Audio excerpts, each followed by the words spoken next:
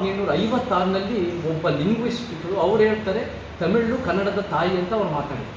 ಆ ವ್ಯಕ್ತಿ Robert Caldwell 170 ವರ್ಷದಿಂದ ಇನ್ನೇನು ಹೇಳಿದ್ದಾರೆ ಅಂದರೆ, ಯುರೋಪಿಯನ್ ಬಿಳಿ ಜನಾಂಗದವರು ಮತ್ತು ಮೇಲ್ಜಾತಿಯವರು ನಮ್ಮ ದ್ರಾವಿಡಿಯನ್ಗಿಂತ ಶ್ರೇಷ್ಠ ಜನಾಂಗದವರು ಅಂತಲೂ ಬರೆದಿದ್ದಾರೆ ಅದೇ ಪುಸ್ತಕದಲ್ಲಿ. ಅದನ್ನು ನೀವು ಓದ್ತೀರಾ?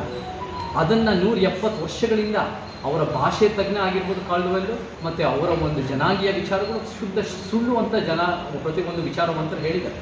ಸೊ 170 ವರ್ಷದಿಂದ ಅವ್ರು ಸ್ವಲ್ಪ ಅಪ್ಡೇಟ್ ಆಗಬೇಕು. ಈ ಲೀಡರ್ಸ್ಗಳು, ಈ ಕಮಲ್ ಹಾಸನ್ ಅಂತವರು, ಇವರೆಲ್ಲ ಅಪ್ಡೇಟ್ ಆಗಿ ಆಧುನಿಕವಾಗಿ ನೋಡಬೇಕು ಹೊರತು ಅವರ ಒಂದು ವಿಚಾರಧಾರೆಗಳು ವೈಚಾರಿಕವಾಗಿ ನೆಲೆಗಟ್ಟಿನಲ್ಲಿ ನೋಡಬೇಕು ಹೊರತು ಅವರ ರಾಜ್ಯಕ್ಕೋಸ್ಕರ ಏನು ಹೇಳಿದ್ರು ಅದನ್ನು ನಡೆಸೋಕ್ಕೆ ಹೋದರೆ ಅದು ವೈಜ್ಞಾನಿಕತೆ ಅಲ್ಲ, ಅದು ಉತ್ತಮ ಪ್ರಜಾಪ್ರಭುತ್ವ ಅಲ್ಲ, ಅದು ದ್ರಾವಿಡ ಪರಿಕಲ್ಪನೆಯೂ ಅಲ್ಲ. ನಾವಿವತ್ತಿನ ದಿನ ಹೋಗಿ ತೆಲುಗು ಎಲ್ಲೋ ಒಂದು ಕಡೆ ಸಾಹಿತ್ಯದ ಇತಿಹಾಸ ಒಂದು ರೀತಿ ಕನ್ನಡಕ್ಕಿಂತ ಕಡಿಮೆ ಇದೆ ಅನ್ನೋ ಕಾರಣಕ್ಕೆ ನಾವು ಆಂಧ್ರ ಮತ್ತು ತೆಲಂಗಾಣದಿಂದ ಆ ತೆಲುಗು ಭಾಷೆ ಕನ್ನಡದಿಂದ ಹುಟ್ಟಿತು ಅಂತ ಹೋಗಿ ಆ ಒಂದು ಮೂರ್ಖತನದ ಮಾತಾಡೋದಲ್ಲ ಅರ್ಥ ಆಯಿತು. ಅದೇ ರೀತಿ ತಮಿಳಿಗೆ ಒಂದು ಸ್ವಲ್ಪ ವೈಜ್ಞಾನಿಕವಾಗಿ ನೋಡಿದ್ರೆ ಅದನ್ನು ಇತಿಹಾಸ ಸ್ವಲ್ಪ ಇರ್ಬೋದು, ಸಾಹಿತ್ಯದ ಇತಿಹಾಸ ಹಳೇದಿರ್ಬೋದು, ಹಾಗಿದೆ ಅನ್ನೋ ಕಾರಣಕ್ಕೆ ಈ ವಿಚಾರಗಳಲ್ಲಿ ಮೊಂಡತನ ತೋರಿಸಿ ನೀವು ಸ್ಪಷ್ಟವಾಗಿರಬೇಕು. ಈ ವಿಚಾರ ನಮ್ಮ ಕನ್ನಡ ಜನಕ್ಕೆ ಭಾಳ ಭಾವನಾತ್ಮಕವಾಗಿ ನೋವುಂಟಾಗಿದೆ. ಆ ನೋವಾದರೂ ಕೂಡ ನೀವು ಕ್ಷಮೆ ಕೇಳೋದಿಲ್ಲ ಅಂದರೆ ಅದು ಒಳ್ಳೆ ನಡವಳಿಕೆ ಅಲ್ಲ ಅಂತ ನನಗೆ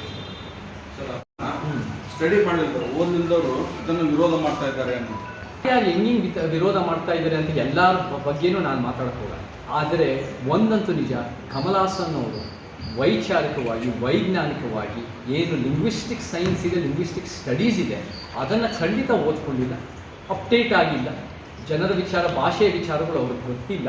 ಅದು ಗೊತ್ತಿಲ್ಲ ಅಂದಮೇಲೂ ಕೂಡ ಅವರು ತಪ್ಪಾಗಿದೆ ಅಂತ ಗೊತ್ತಿದ್ದು ಅದನ್ನು ಕ್ಷಮೆ ಕೇಳಲ್ಲ ಅಂದರೆ ಮೊಂಡತನ, ಅದು ಸಣ್ಣತನ. ಅದನ್ನು ನಾವು ಒಂದು ರೀತಿ ಖಂಡಿಸಲೇಬೇಕು. ಸೊ ಅವರು ಯಾರ ಬಗ್ಗೆ ಹೇಳ್ತಾ ಇದ್ರು ನನಗೆ ಗೊತ್ತಿಲ್ಲ, ಬಟ್ ಈ ವಿಚಾರಗಳನ್ನ ಸ್ಪಷ್ಟವಾಗಿ ನೋಡ್ಕೊಂಡು ನಮಗೆ ತಮಿಳು ಅನ್ನೋದು ನಮಗೆ ಭಾಳ ನಮಗೆ ದ್ರಾವಿಡ ಮೂಮೆಂಟ್ ಅನ್ನೋದು ಭಾಳ ಗೌರವ ಇರೋ ಚಳುವಳಿ. ಪೆರಿಯಾರ್ ಮೂಮೆಂಟ್ ಅನ್ನೋದು ಅವರು ಕನ್ನಡ ಮಾತೃಭಾಷೆ ಆಗಿದ್ರು ಕೂಡ ತಮಿಳುನಾಡಿಗೆ ದ್ರಾವಿಡ ಶಕ್ತಿ ಕಟ್ಟಿರೋದೇ ಆ ತಂದೆ ಪೆರಿಯಾರಿನ ಒಂದು ಹೋರಾಟ. ಅದೆಲ್ಲರೂ ನಮ್ಮ ಮಾರ್ಗದರ್ಶಕ.